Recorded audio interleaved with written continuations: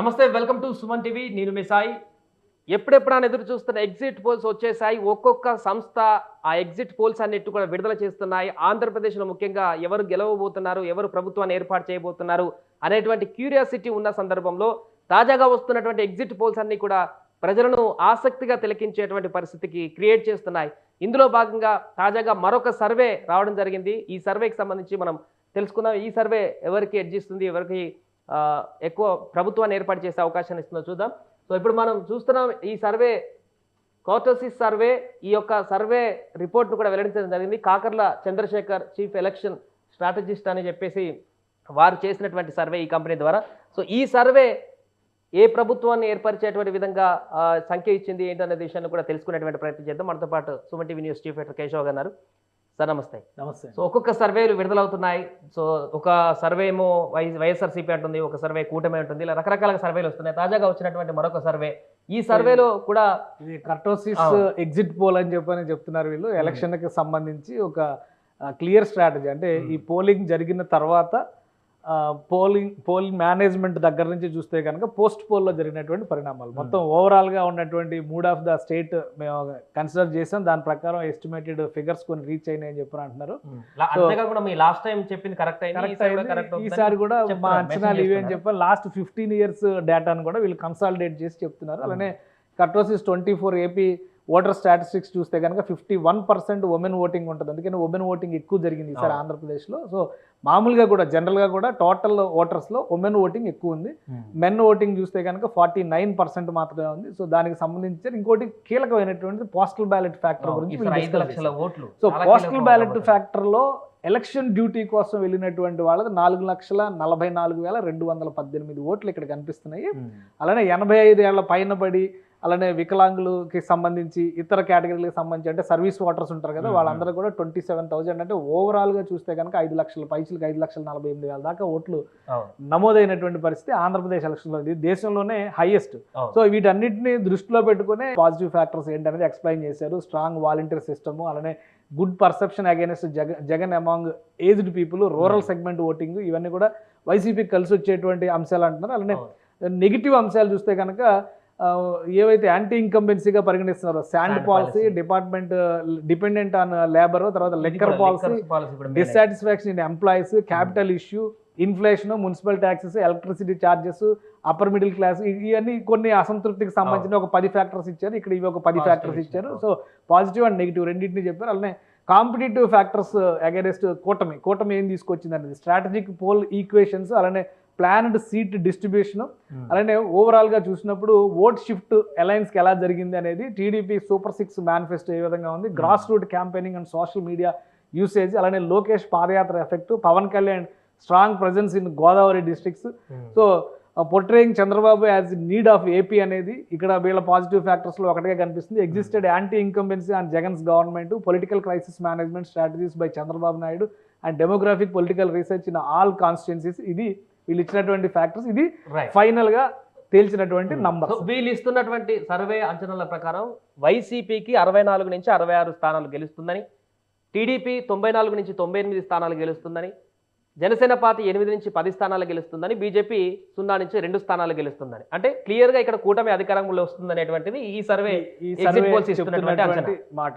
అంటే ఓవరాల్ గా ఇక్కడ మనం కొన్ని ఫ్యాక్టర్స్ కన్సిడరేషన్ లోకి తీసుకుని చూసినప్పుడు ఏమవుతుందంటే, ఇప్పుడు ఆల్రెడీ వైఎస్ఆర్సీపీ అధికారంలో ఉన్నటువంటి పార్టీ, బట్ దానికి ఉన్నటువంటి జగన్ ఓన్లీ ఓవర్వెల్మింగ్ రెస్పాన్స్. ఇక్కడ చూడండి, overwhelming factor only Jagan.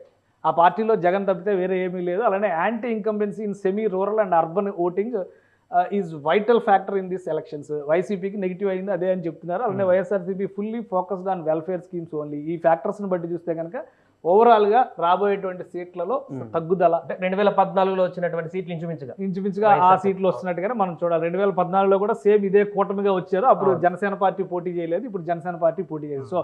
So అదే ఫ్యాక్టర్స్ ఇక్కడ కనిపిస్తున్నట్టుగా చూపిస్తున్నారు. టీడీపీకి కలిసి వచ్చేటువంటి అంశాలు చూస్తే కనుక cadre relationship, alliance with Janasena and TDP, వీళ్ళ మధ్య పర్ఫెక్ట్ గా కాంపిటేటివ్ అడ్వాంటేజ్ అనేది సెట్ అయిందని చెప్తున్నారు. Huge polling percentage and political campaigning and CBN arrest brought a different edge in the common voter mind set. అది టీడీపీకి కలిసి వచ్చేటువంటి పోలింగ్ అంశం పర్సెంటేజ్ పెరగడం అనేది వీళ్ళకి అడ్వాంటేజ్ అని కూడా చెప్తున్నారు. వీళ్ళకి అడ్వాంటేజ్ ప్లస్ గ్రాస్ రూట్ లెవెల్లో రెండు పార్టీలకు సంబంధించినటువంటి కార్యకర్తలు సమన్వయపరచుకోవడంలో సక్సెస్ అయిందనేది వీళ్ళు తేల్చినటువంటి మాట. అది ఈ కర్టోసిస్ ఎగ్జిట్ పోల్ సర్వే, ఎగ్జిట్ పోల్లో చెప్పినటువంటి మాట ఇది.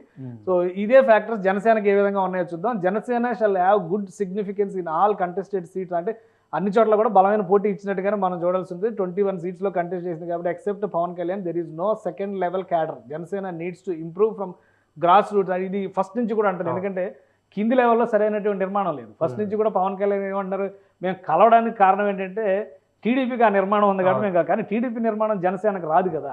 అందుకనే ఇక్కడ సీటు విషయంలో అది కన్వర్ట్ కాకపోవచ్చు అనేటువంటి అంచనాన్ని ఈ సర్వే వేస్తున్నట్టుగా కనిపిస్తుంది. 21 సీట్లలో 10 సీట్లు గెలవడం అంటే ఆయన చెప్పినటువంటి 100% స్ట్రైకింగ్ రేట్కి 50% పడిపోయినట్టు, 50% పడిపోయినట్టుగా మనం చూడాల్సి ఉంటుంది. ఇక బీజేపీకి ఉన్నటువంటి Modi, Amit Shah, Pawan and CBN attracted AP public by election mood persuasion strategies for voter turnout factor in the BJP contesting seats, but AP people have different perception against both of the two national parties, INC and Congress and BJP. So national parties ni AP ప్రజలు దూరం పెడతారనేది మరొకసారి ఈ survey చెప్తుంది. Exit poll క్లియర్గా చెప్తుంది.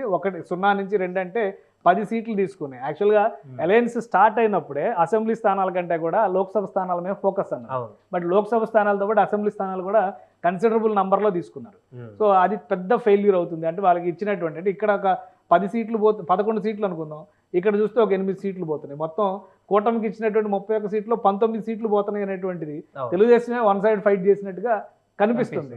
So ఈ exit poll చెప్తున్నటువంటి మాట అది. ఓవరాల్గా కూటమి ఒక సింపుల్ మెజారిటీ, అంటే ఇక్కడ చూస్తే కనుక మనం 108+2 అంటే ప్రభుత్వాన్ని ఏర్పాటు చేసి టీడీపీ సింగిల్గా ప్రభుత్వాన్ని ఏర్పాటు చేసేటువంటి స్కోప్ ఉంది. కూటమిగా చూస్తే కనుక ఓవరాల్గా 110 ఈ ఫిగర్ దాటేటువంటి అవకాశాలు లేవు అని కర్టోసిస్ సర్వే, కర్టోసిస్ ఎగ్జిట్ పోల్ చెప్తున్నటువంటి మాట ఏంటంటే 110 స్థానాలతో కూటమి అధికారంలోకి వచ్చేటువంటి అవకాశం ఉంది. కూటమికి బీజేపీ ఒక గుదిబండ, జనసేన పార్టీ కూడా ఒక దశ వరకు కన్సిడర్ చేయాల్సి వస్తుంది. ఎందుకంటే జనసేన పార్టీ తన స్థానాలను గెలిపించుకోలేకపోయినా కానీ టీడీపీ గెలుచుకోవడంలో కీలక పాత్ర పోషించడానికి అవకాశం చాలా చోట్ల. ఎందుకంటే గోదావరి జిల్లాల్లో కావచ్చు, కృష్ణా గుంటూరు జిల్లాలో కావచ్చు, జనసేన ఫ్యాక్టర్ యాడ్ అవడం వలన టీడీపీ మరికొన్ని సీట్లు అక్కడ గెలుచుకోవడానికి స్కోప్ ఏర్పడింది. బట్ బీజేపీ కంప్లీట్గా అక్కడ ఒక గుదిబండ అయ్యేటువంటి పరిస్థితి ఉందనేది ఈ ఎగ్జిట్ పోల్ చెప్తున్నటువంటి మాట. ఇది ఓవరాల్గా వీళ్ళు ఇచ్చిన ఫిగర్స్. ఇక వీళ్ళు 15 years క్యాలిక్యులేషన్స్ కూడా తీసి చూశారు. ఈ లాస్ట్ 3 ఎలక్షన్స్ ఇప్పుడు ఉన్నటువంటి ప్రిడిక్షన్స్ కలిపి చూస్తే కూడా వైఎస్ఆర్సీపీకి టీడీపీకి ఉన్నటువంటి వేరియేషన్స్, అంటే పోల్ ట్రెండ్కి సంబంధించి ఇచ్చినటువంటి ఎక్స్ప్లెనేషన్ అంతో ఎంతో జనసేన కొంత గెయిన్ అయినటువంటి పరిస్థితి కనిపిస్తుంది. సో ఇది జిల్లాల వారీగా ఇచ్చినటువంటి నంబర్స్. మొత్తం ఏ జిల్లాలో ఎన్ని సీట్లు గెలిచేటువంటి ఛాన్సెస్ ఉందనేది కర్టోసిస్ ప్రిడిక్షన్ చెప్తున్నటువంటి మాట. శ్రీకాకుళం జిల్లాలో ఆల్రెడీ మనం అనుకున్నాం కదా, 10 సీట్లు ఉన్నాయి. ఇక్కడ 6 టీడీపీ గెలిచే ఛాన్సెస్ ఉంది. జనసేన 0, ఒకే ఒక సీట్ ఇక్కడ కంటెస్ట్ చేస్తుంది జనసేన, అది కూడా గెలవదని చెప్పేస్తారు. వైసీపీకి 4. Vizianagaram last time clean sweep చేసింది, ఈసారి టీడీపీ 5 గెలుస్తుంది, 4 వైసీపీ గెలుస్తుంది. ఇక విశాఖపట్నంలో 15 సీట్లు ఉన్నాయి. లాస్ట్ టైం టీడీపీ 4 గెలిచింది, ఈసారి 8 గెలవబోతుంది. అలానే వైసీపీ 4కు పరిమితం అవుతుంది. జనసేన 3 గెలుస్తుంది. ఇక్కడ 4 సీట్లలో జనసేన కంటెస్ట్ చేస్తుంది, 3 గెలుస్తుంది. ఈస్ట్ గోదావరి చూస్తే కనుక 19 సీట్లో 12 చోట్ల టీడీపీ గెలవబోతుంది, 4 చోట్ల వైసీపీ గెలుస్తుంది, 3 చోట్ల జనసేన గెలుస్తుంది. జనసేన అక్కడ బహుశా 4 స్థానాల్లో పోటీ చేస్తున్నట్టుంది. సో వెస్ట్ గోదావరి పరిస్థితి కూడా అంతే. 15 స్థానాల్లో 8 టీడీపీ గెలుస్తుంది, 3 వైసీపీ గెలుస్తుంది, 4 ఇక్కడ 5 చోట్ల పోటీ చేస్తుంది. ఒకటి పోలవరం ఓడిపోయే అవకాశం ఉందని చెప్పి అంటారు. బహుశా అదే ఒకటి లాస్ అయ్యేటువంటి పరిస్థితి జనసేన కనిపిస్తుంది. ఇక కృష్ణా జిల్లాలో చూస్తే 16 సీట్లు ఉన్నాయి. మొత్తం 16 సీట్లలో 13 చోట్ల టీడీపీ గెలుస్తుంది, వైసీపీ 3 చోట్ల గెలుస్తుంది, జనసేన 0. అంటే జనసేన కృష్ణా జిల్లాలో అవినిగడ్లో పోటీ చేస్తుంది. సో అక్కడ ఓటమి పాలవుతున్నట్టుగా కనిపిస్తుంది. అలానే బీజేపీ ఇక్కడ మరొక 2 చోట్ల పోటీ చేస్తుంది. సో ఆ సీట్లు అందుకని ఎక్స్క్లూడ్ చేసేసినట్టుగా కనిపిస్తుంది. సో గుంటూరు జిల్లాలో చూస్తే కనుక జనసేన 0 పెట్టారు. ఎందుకంటే ఇక్కడ తెనాలి నియోజకవర్గం నాదెండ్ల మనోహర్ పోటీ చేస్తున్నారు, అక్కడ ఓడిపోతున్నట్టుగా వీళ్ళు చూపిస్తున్నారు. టీడీపీ 13 చోట్ల గెలుస్తుంది, వైసీపీ 4 చోట్ల గెలుస్తుంది. ఇక ప్రకాశం జిల్లాలో 12 సీట్లలో మొత్తం 8 చోట్ల టీడీపీ గెలుస్తుంది, 4 చోట్ల వైసీపీ గెలుస్తుంది. నెల్లూరు 10లో 6 టీడీపీ గెలుస్తుంది, 4 వైసీపీ గెలుస్తుంది. లాస్ట్ టైం ఇది clean sweep, YCP clean sweep చేసినటువంటి జిల్లా ఇది. అలానే కడప జిల్లా టీడీపీ 1 గెలుస్తుంది, కూటమి వైసీపీకి సంబంధించి 9 సీట్లు గెలుస్తుంది. ఇది కూడా లాస్ట్ టైం క్లీన్ స్వీప్ చేసిన జిల్లా, కానీ 1 టీడీపీ గెలిచే ఛాన్సెస్ ఉంది. ఇక కర్నూలు 14, ఇది లాస్ట్ టైం క్లీన్ స్వీప్ చేసినటువంటి జిల్లా, ఇక్కడ టీడీపీ 4 గెయిన్ అవుతుంది, వైసీపీ 9కి పరిమితం అవుతుంది. అనంతపురం 14 సీట్లు ఉన్నాయి. లాస్ట్ టైం టీడీపీ 2 గెలిచింది, ఇప్పుడు 5కి పెంచుకుంటుంది. బట్ వైసీపీ 7 చోట్ల గెలిచేటువంటి ఛాన్స్ ఉంది. అలానే ట్రెడిషనల్గా అనంతపురం టీడీపీకి చాలా గట్టిగా సపోర్ట్ ఇచ్చినటువంటి జిల్లా ఇప్పటివరకు. అంటే అక్కడ కూడా వైసీపీ ఆధిపత్యం ఉంది. అంటే రాయలసీమ జిల్లాలో వైసీపీ చాలా క్లియర్గా ఆధిపత్యం చూపిస్తున్నట్టుగా కనిపిస్తుంది. ఇక చిత్తూరు జిల్లాలో 14 సీట్లు ఉన్నాయి, 5 చోట్ల టీడీపీ గెలిచింది. లాస్ట్ టైం ఒక్క కుప్పం తప్పితే అన్ని చోట్ల టీడీపీ ఓడిపోయింది, ఇప్పుడు 5 గెలుస్తున్నారు. అలానే 8 చోట్ల వైసీపీ గెయిన్ అవుతుంది. సో ఓవరాల్గా ఫిగర్స్ చూస్తే 67, టీడీపీ 94 కనిపిస్తుంది. జనసేన పార్టీకి సంబంధించి 10 సీట్లు పక్కాగా కనిపిస్తుంది. సో ఇది 175 నియోజకవర్గాల్లో కర్టోసిస్ ఎగ్జిట్ పోల్స్ చెప్తున్నటువంటి డేటా. దీని ప్రకారం నంబర్స్ రావడానికి అవకాశం ఉంది అనేది చెప్తుంది. ఇక ఎగ్జాక్ట్ రిజల్ట్స్ అంటే మనం ఖచ్చితంగా జూన్ 4th వరకు వెయిట్ చేయాల్సిందే. ఇక ఇది ఈ ఫ్యాక్టర్స్ అన్నిటిని కూడా వీళ్ళు ఇందులో అనలైజ్ చేశారు. మేబీ జూన్ 4th అసలు ఫిగర్స్ వస్తాయి కాబట్టి ఇది ఎంతవరకు మ్యాచ్ అవుతుంది, ఎందుకంటే ఒక్కొక్కటి ఒక్కొక్క వెర్షన్ ఉంది. సో ఎవరు సక్సెస్ అవుతారు అనేది అప్పుడు అనాలిసిస్ చేయాల్సి ఉంటుంది. Right sir.